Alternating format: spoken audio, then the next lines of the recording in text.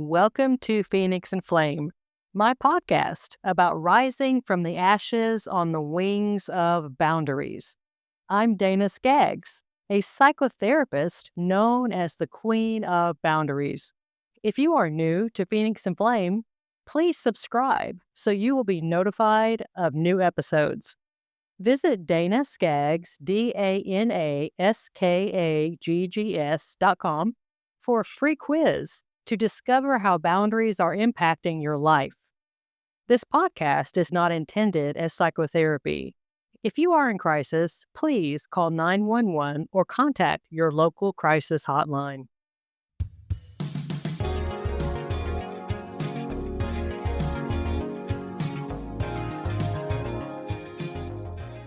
Welcome to Phoenix and Flame.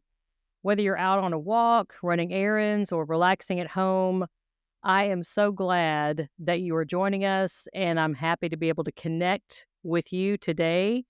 We have got a wonderful guest with us today, Matt Gerlach.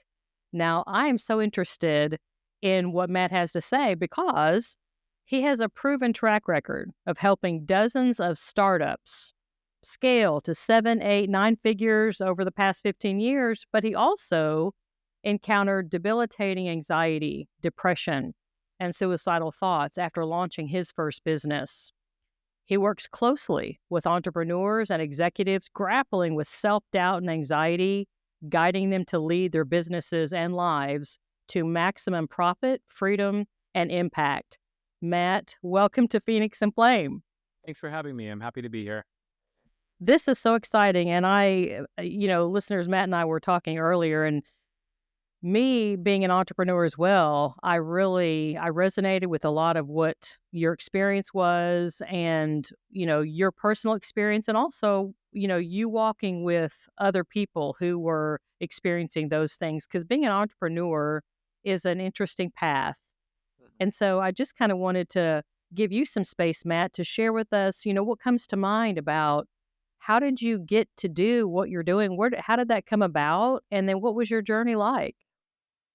Simply came about through setting boundaries and saying no to learning to say no to the things that weren't serving me. I'm at a really interesting point right now in that I had built myself $1 million a year services business, that consulting and services. So I was putting that in my pocket. And about 7 months ago, I left as I had been on this journey to get to know myself better and live more authentically. I realized that what I was doing, it's just not what I was put on this earth to do. And it served its purpose in so many ways. And it's led me to just want to help other people. And also, it's been interesting. Like, I actually met with a man yesterday, kind of a mentor, coach kind of person. And I'm really interested in trying to figure out my why. Like, why am I doing this? And of course, it's to help people. But it was really interesting. And I've had this clarity for a while that whether I wake up in the morning to help myself or to help people, I'm still helping people, Mm-hmm. And the why that we kind of came up with, it was like a really big process that we went through. But it was because I want to be free.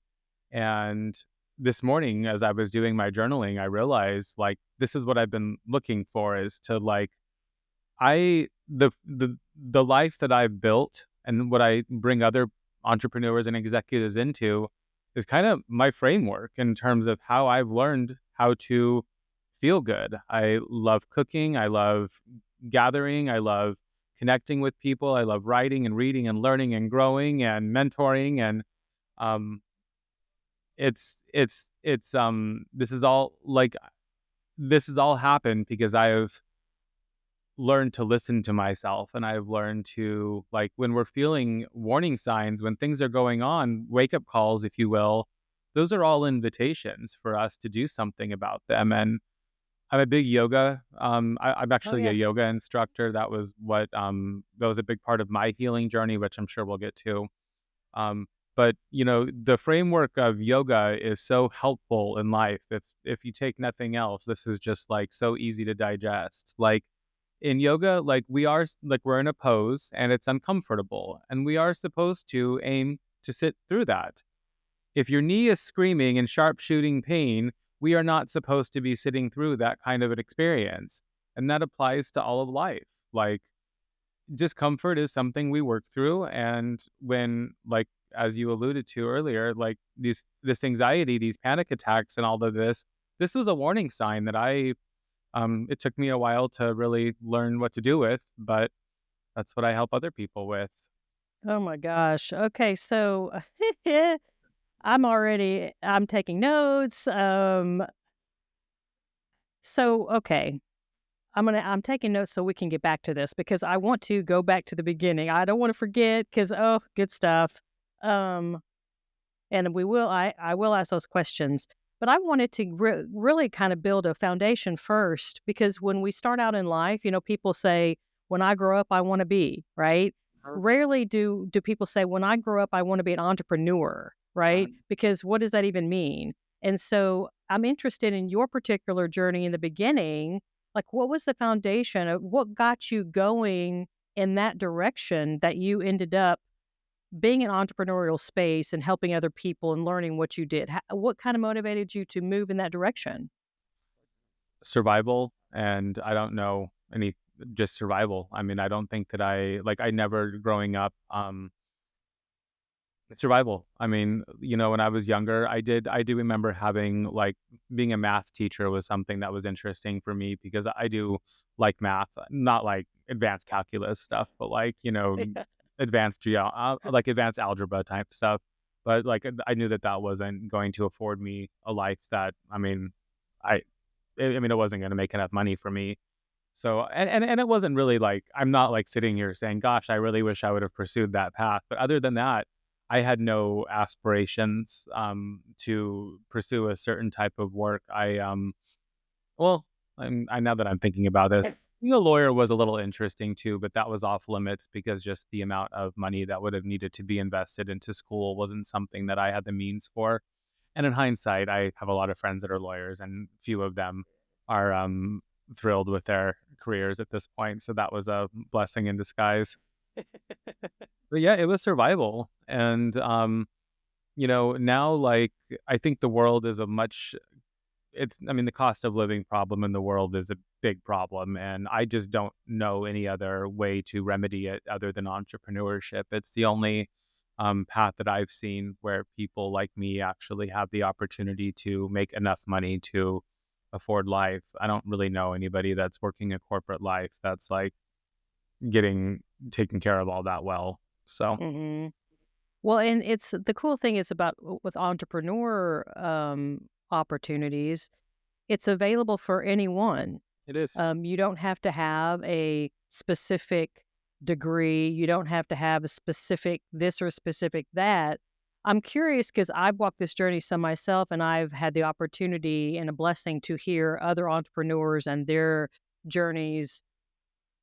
Although no specific degree is required or something like that, from your experience, from your personal experience, and also people that you've talked to, what types of, um, I don't know if you call it personality traits or just behavior patterns or ways of thinking that you have run into that you felt like lent themselves towards someone to survive and succeed and thrive in the entrepreneurial space?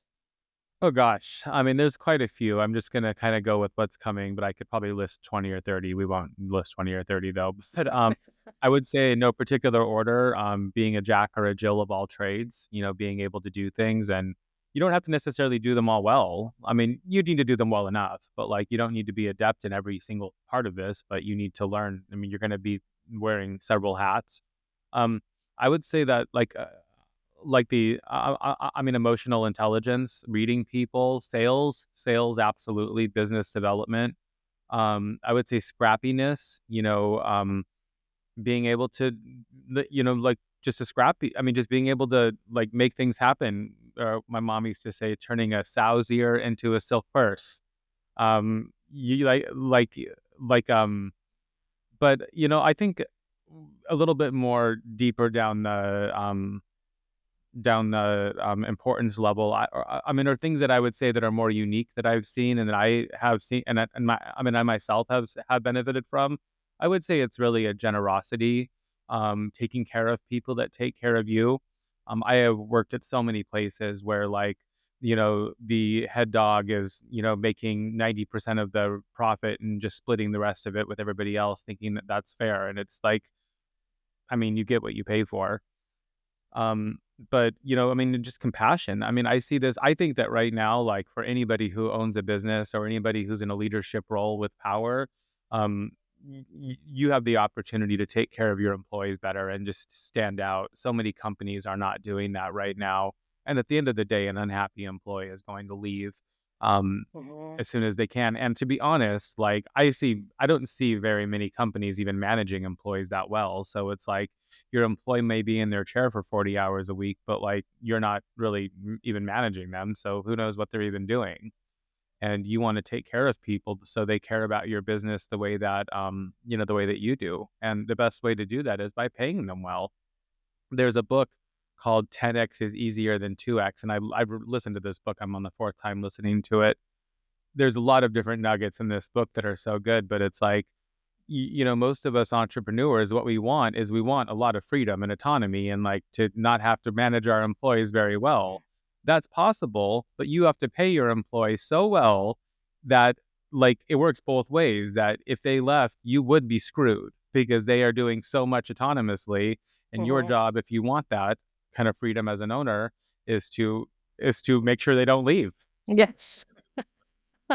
That is so true. We were talking earlier about, if you want to expand in entrepreneurial space, and I've heard other people say this, and I'm experiencing this myself now, is that you have to get the stuff off your plate that is not your gift, that is not your passion, um, and let someone else do that, and so that you can stay in your space. And something else that you said kind of resonated with me is I run into this. What's so helpful is a desire to serve, is having your passion and really having this desire to want to serve others with what you've learned, with what you know, and wanting to help someone else not have to go through the crap that you've gone through, so that if you can help them learn something that you learned the hard way, and you can maybe give them the fast track to it and help them to succeed and do better, not have to go through that, and give them those skills, that desire to help and serve others is really seems to be helping the entrepreneurs that do so well because they care about the people that they're serving. Absolutely. And I would say that one of the biggest opportunities that I've seen working with dozens of different companies is a lot of times the owner of the company, like, doesn't even, he or she would not even be a customer of the products we're selling, like, because they're too high end, like, or they're too, technical. So the companies that I've seen do the best are where the owner and the founder are actually, like, making products or services that they needed themselves. And I think the word serve is amazing, but I think it can be confusing to some of us. It's been confusing to me a bit because my life has been so much about survival. And Mhm. that's why so it's like, I'm not a selfish person. Like, I have had to kind of look out for myself in a way that like, if you would have found me 10 years ago, I wouldn't have been able to process the word serve because I was just trying to survive. And That that's makes why I sense. started like, this whole why thing is very interesting for me because I absolutely love who I'm working with. I absolutely love helping the people I'm helping. But I think at the end of the day, the word serve can sometimes, like, my partner said this, like, because I said it, a few months ago, and he was like, that's interesting. I've never heard that like that. And he agreed that it is. He didn't, like, say it was wrong, but it's like, that's why it was so kind of liberating to, like, I'm making the business now that makes me feel good, makes me feel free. And I'm absolutely serving every single person that comes my way. Like, this is not like I'm not even that into the money part. I mean, I like money as much as everybody does, but it's like, I truly am, like, of service, but I'm just kind of making what I need. But I think you're bringing up an excellent point in the survival, and you mentioned earlier about employees whose bosses or whose managers aren't really managing them. They don't really care, like the owners don't really care, aren't really sharing the wealth, so to say. That reminds me of one of the motivations with boundaries is that we are responsible. And I tell people, I said, you know what? There's only one person on this planet who has been given the responsibility of keeping you together. Mhm. Just one. And we are given that responsibility. And that's what I hear in you saying about survival. And we all have been given that responsibility to do. And so if whatever position, wherever we've been dropped on this planet, whatever position that we're in, that we can use our skills, boundaries being one of them, to make sure that we do well, to make sure that we survive, to make sure that we don't get sucked under the bus in somebody else's pathology, that we're able to, blaze our own trail. And that's on us to do. And that is absolutely a survival thing. I had to learn that it's my responsibility to set boundaries. It's my responsibility. Like my life is my responsibility. And what I've recently, well, I don't think boundaries are, I mean, I think boundaries are a lifelong process. We're always getting into new situations. I think they become so much easier. Like a couple months ago, I was setting a boundary and I was like, holy crap, Matt. I was like, you're like this is like 100 times harder than things that used to lie awake at night sweating about like some of these like tiny things, but they get so much easier now. And this is the journey. Like setting these boundaries is like you're teaching and you're showing and proving to yourself that you know how to take care of yourself and advocate for yourself. And I'm a very compassionate, like, sensitive person to other people, but like I have a couple of handfuls of people in my life right now that are really unhappy at their jobs. And, some of these people have been unhappy at their jobs for years. And I understand the job market right now is like not necessarily easy to navigate. But like here I am out here, like really building an entirely new business, creating a market. Like nobody's coming to me and saying, hey, like I've been looking for a coach. Where have you been all my life? So much of it is like me having to, meet people and like be where people are at that are looking for help and explain to them my journey and how coaching and mentorship have benefited me. And I have to just like be honest. I mean, I'm saying this, it's a little bit of tough love, but like if you're in a situation, if you're in a job that you don't love right now, people, I mean, I forget, like there's like 400,000 new jobs every month being added. Like 400,000 people are getting jobs. And I'm not saying that they're getting jobs in 2 weeks, but like if I was looking for a new job right now, I would be identifying the type of work that I wanted to do or the company I wanted to do work for. And I would be reaching out to these managers, these hiring people. And if you do 3 of those a day for 3 months, that's 9 hours, 20 working days a month. So that's 60 people that you have in your pipeline.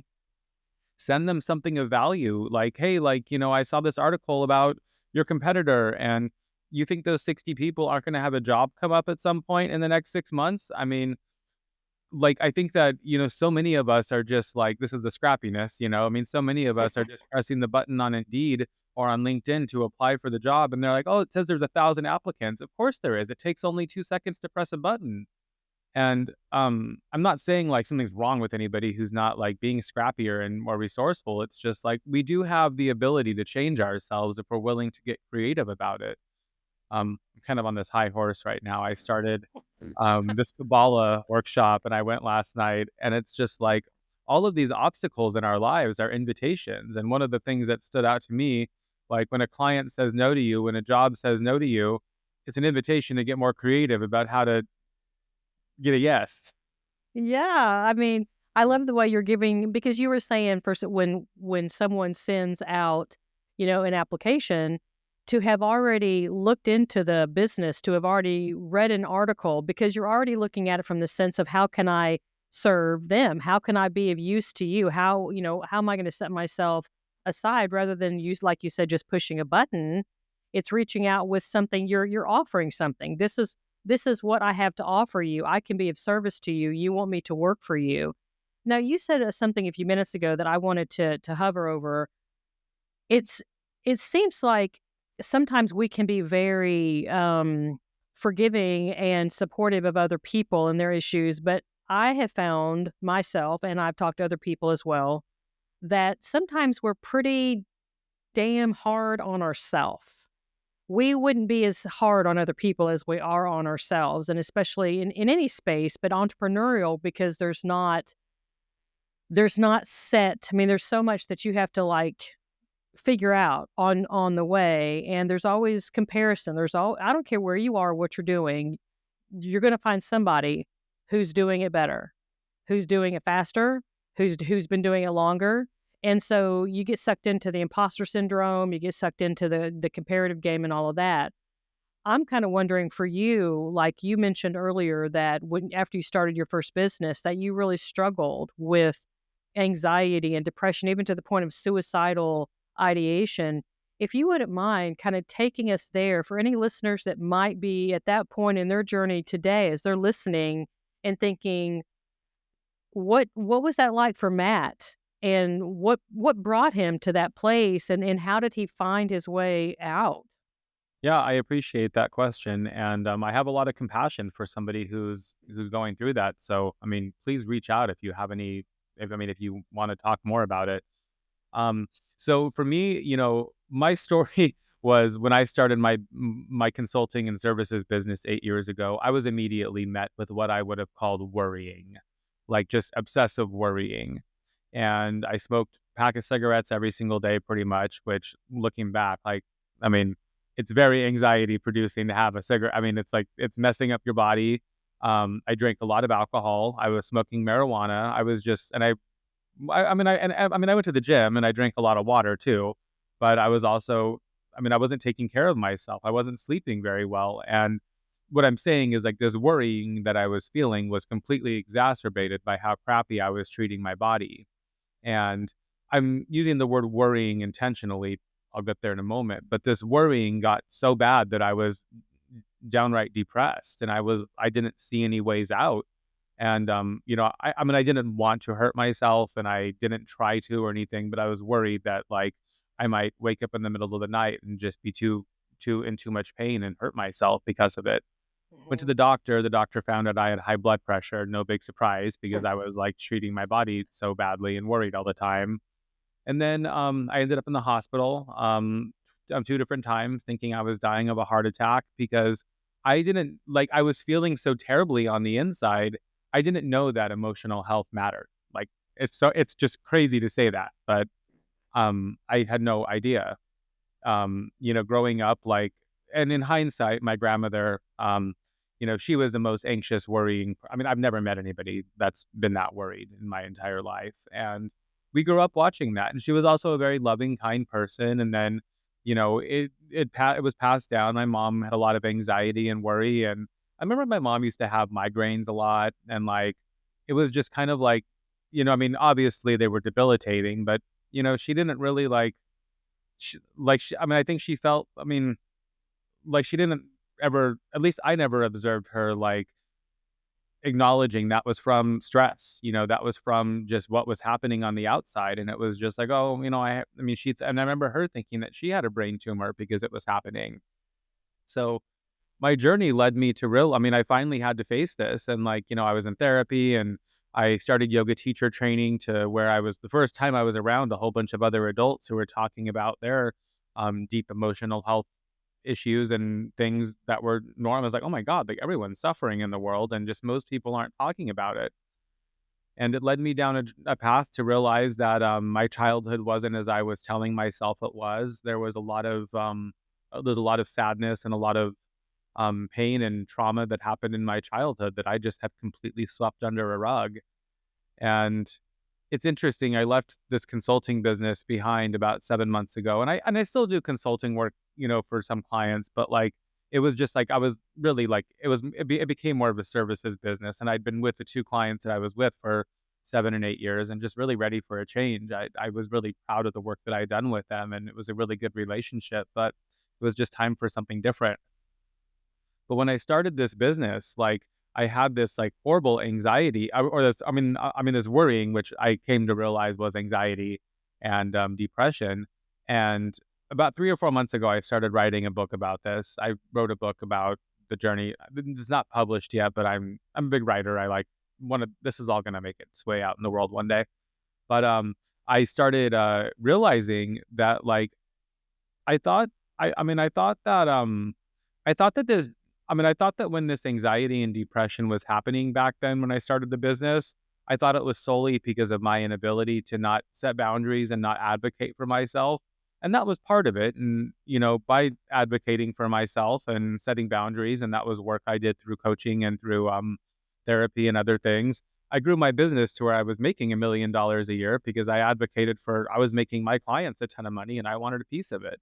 They agreed once I learned to um, develop the courage to approach them about, what I thought was fair, and then setting boundaries about what I wouldn't do anymore. That wasn't my scope of work. And what I realized though was like looking back, like that anxiety and depression and everything, that was a wake up call for me to not go down that path. I don't think there's any mistakes in life. I don't think there's like wrong or waste. So I think that this path, it afforded me the ability to solve a lot of problems that could be solved with money, and a lot of problems can be solved with money. So Mhm. it really allowed me to be on this journey. But in hindsight, those wake up calls they were telling me not to start this business. I didn't want to start this business. I was afraid of scarcity. And to be honest, I had just left a job where I was making $250,000 a year. I had probably saved three or $400,000 over my lifetime. So could I have taken 6 months to figure out what I really wanted to do? Yeah, I could have. And that's what I'm doing now. It's just my bills are a lot more now, so it would have been a lot easier when I was younger. I appreciate your transparency with that. Everyone's just kind of on an interesting journey. And I was also wanting to ask you, in light of what you just said, there's different types of pain. And you mentioned earlier you talked about yoga, and if you're in a pose and you have like sharp shooting pain, then clearly you don't need to be doing that. But sometimes it's more of a discomfort that you need to just allow to happen and just allow your body and your mind to push through that. I have found that going on my journey, entrepreneurial journey, it's sometimes you will have those types of discomfort. And I'm interested in your experience, yours and the experience you've had with your clients as a coach. If I have someone listening right now that they don't really know how to differentiate, they're in some pain. They don't know, they're questioning, should I do this? Should I not do this? Is this a sign that I should stop? Is just a discomfort that I should kind of push through? Should I be resilient? Should I have some grit? Should I just keep going? Um, from your experience and from your wisdom, what would you share with that person that is having trouble differentiating the I, l- pain? I love that question, and it's a very fair question. And it's funny because, like, as I've moved into this coaching world, like, there's some pressure to like, what's the framework? What's the easy thing to do? What's the bullet? And so much of it goes back to just like, it is a conversation a lot of times. It's talking with somebody. And to answer your question, I'm going to answer it a couple of ways. A lot of it is talking with somebody, getting perspective. That's probably the best thing I would recommend. But to self-service yourself, which you absolutely can, you need to ask yourself, what do you need? And like, I try not to, like, I don't tell my clients you have to do yoga to work with me. Like, I try to be like, be flexible, but I think I'm getting to the point where you do have to journal to work with me. Like, you have to be willing to like investigate that pain. Like, I can't, we'll use the example, like, I can't sleep anymore. Like, I'm just constantly like the invitation I have for you would be to journal about that. Like what's on my mind, like what's going, like why, like, well, I'm worried about this deal falling through. Why? Well, because so much of it's outside of my control. Well, why? Because the company is chaos. Like, what could I do about it? Well, I've already told literally everyone who will listen 10 times. That's kind of getting you to a place where you are realizing that you sort of have two options: learn how to live in this chaos or find a new job, Mhm. because no one at the company cares. So, like, when you start, and we can learn to live in chaos. A big part of I think this is probably true for all of us that are aging, but I care so much less now than I used to about things that are outside my control. And Mhm. 28-year-old Matt Gerlach, who was like trying to solve the world's problems for everybody at every business that I worked with. I'm not that way anymore. I do what I can do, and I care more than the average person. But at the end of the day, like, I can only care as much as the person above me. and, Yep. but I mean, you have to ask yourself, like, is there something that you can do to remedy this? And a lot of times, I mean, and I want to be sensitive, and this is more your department, Dana, but like, I mean, I do believe that there is some that the high majority of people who are taking medication to deal with anxiety and stuff like this are numbing a discomfort Hmm. that needs remedying, Hmm. and I also I'm not saying that that's a bad thing. It's just like, if the medication is not working, I mean, there's probably something that's below that needs to be remedied. Like, I just read a book right now by a woman named Erin French. She has this magnificent thing called The Lost Kitchen. I think it's like Times Magazine top 10 places in the world to travel to meet. I mean, to eat. The story is magnificent, and I'm, bringing this up really intentionally. She, she was in a marriage that was really, really, really affecting her, and she got hooked on prescription medication and alcohol, and it got so bad that she like lost the restaurant. She lost her child for a while, like, and she was taking like a very excessive amount of medication, you know, and it wasn't working. So like, if you are trying everything in your toolbox and it's not working, that's an invitation to make a change, like, where I'll give a small example of myself. Like, I mean, I'm on this entrepreneurial journey. We are all feeling this imposter syndrome. We are all Hmm. struggling. And like, I mean, I've actually been like really kind of great these past few days, but like, there's been a couple days recently that I haven't been so great. And then like, I'm like, am I going down the wrong path? Do I need to do something? And then I go for a run and I'm like, oh my God, I'm like, that totally worked. Yeah. So we can try things out like that, and I mean, I'm a big proponent in just going for a walk. Like, it's easy, it's accessible, you're in nature, you're moving the body, you're getting fresh air. I think we underestimate how much of these drinking water, so many of these things that are like so accessible that like actually do help. Hmm. Excellent points. It's much better to start because I'm a holistic thinker, and our mind impacts our body, impacts it. It all impacts in the spiritually, mentally, emotionally, physically. It's all together. So it's much better, well, like what you're describing, to start with something healthy, and before you reach out to some kind of prescription medications. Obviously, those are there for a reason.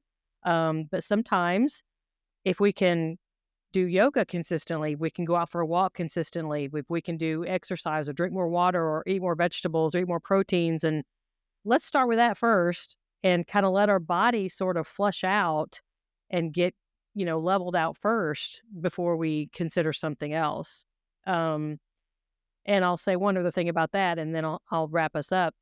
In therapy, when I have a patient come in, research indicates that people that have external locus of control, which their control center is outside of themselves, which would be like pills or cigarettes or alcohol, anything that's outside of us that we're trying to use to control what's going on internally, that actually increases anxiety versus internal locus of control. So the people that perceive their control center being inside themselves, their coping strategies, their mental strategies, what they're doing that nobody can take from them and they have with them at all times, that decreases anxiety. So I feel like, we definitely need to start with that first before we reach out to something outside. So, Matt, I know that I've got listeners right now that are thinking, I need to know more about what Matt Gerlach has to say. He's so interesting and he's had so much experience. And so what I have here is for them to go to mattgerlach.com. Is this correct? Yep. Okay.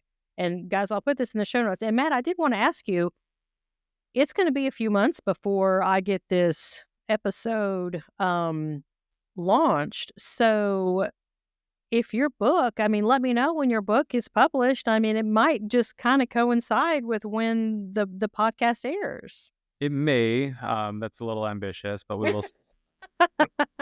Book is an interesting journey, and it's not like, I mean, a lot of my journey has also been like being kind to myself and not rushing things and trusting that life has. I mean, I can't believe that I'm saying this because like 10 years ago, I would not have been able to relinquish control like this. But yeah, I mean, there's a process for everything. Hmm. And I, I'll tell you, when I first started on this journey, this entrepreneurial journey, I made a promise. It was actually a promise to God, um, and I said I can't promise much because there's so much I don't know. But I said I will promise one thing. I promise that I won't quit. Mhm. And I've cried, I've screamed, I've thrown things across the room, I've crawled into a fetal position, I've done all those things along this way, but I haven't quit because I promised I wouldn't. And I think it kind of reminds me of that to quote from Martin Luther King Jr. that says, if you can't fly, then run. If you can't run, then walk. If you can't walk, then crawl. But whatever you do, keep moving forward. And so I hear a lot of that in kind of what you're saying today. Matt, thank you so much for spending your precious time and your energy and your effort to come and be with me and my listeners and share with us your wisdom today. Thank you very much. Thank you. Can I say one more small thing? Absolutely. Great. Yeah, I mean, I think it's creativity. Like that's what you just said right now. Like, that's the journey. And like for me, leaving this big paycheck, like I've had to deal with some grief about the fact that I have kept myself in this place for for longer than my intuition wanted me to be there. And it's funny, like I would rather do anything than be unfulfilled anymore. And you start to get creative, like what can I cut out financially? How could I make money doing things that feel good? And it's been really beautiful. And with that, if anyone's located in Los Angeles, I have started to do something really unique and special. I invite um, cool, interesting people to my home every other Friday for what I'm calling the Friday Brunch Club, and it's free. I am looking to just meet really cool people and create a community around what I'm doing. So you can absolutely reach out to me. My email is matt@mattgerlach.com, and I'd love to connect if you're around and interested. That's lovely. Thank you so much. I appreciate that so much. Listeners, I'm telling you right now, I know you're thinking you have a best friend, you have a coworker, you have a family member that absolutely needs to hear what Matt Gerlach has to say. Take this episode, copy and paste the link, send it in text, send it in email, post it on your favorite social media sites so we can grow our Phoenix and Flame community. Let people know you're not alone. I hope your day is going great. I hope the rest of your day is fantastic. I'm Dana on Phoenix and Flame.